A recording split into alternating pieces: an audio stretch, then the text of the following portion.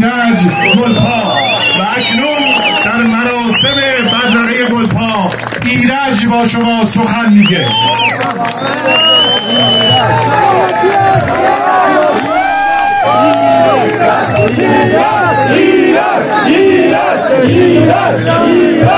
خیلی متشکرم.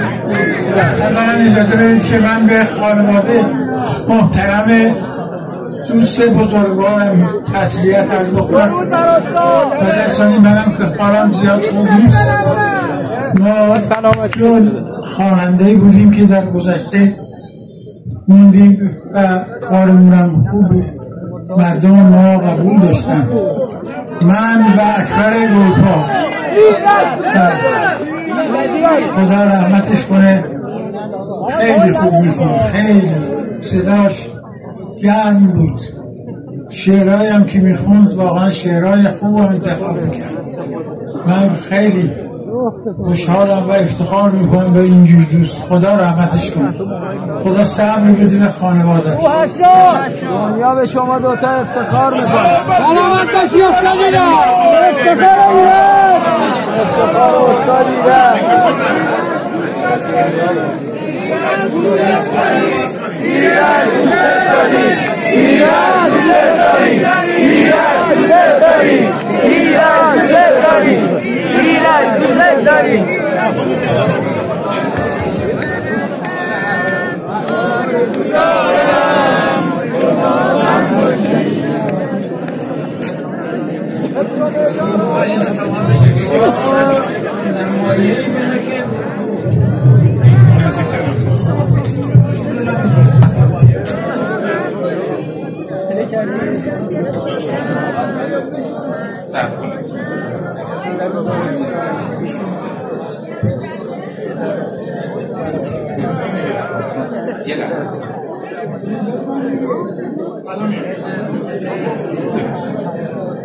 یه دست دیگه به افتخار استاد ایرج نازنین بزنید.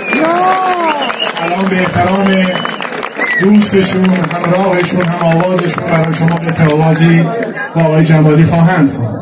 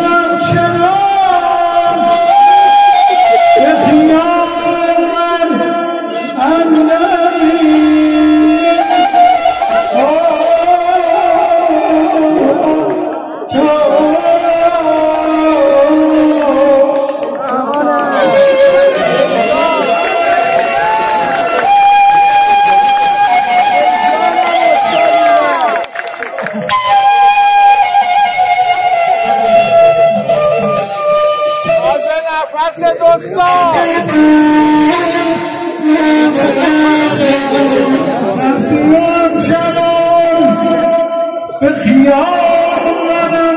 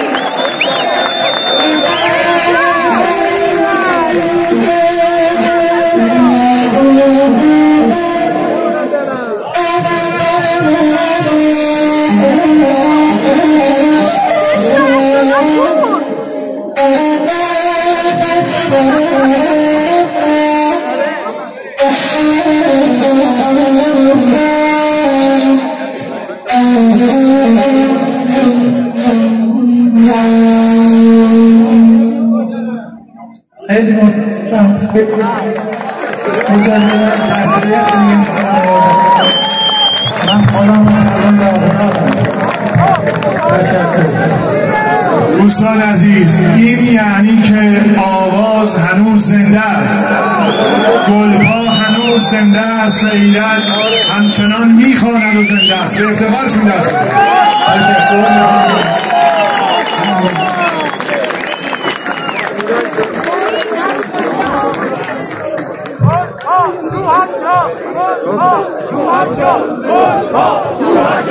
Go,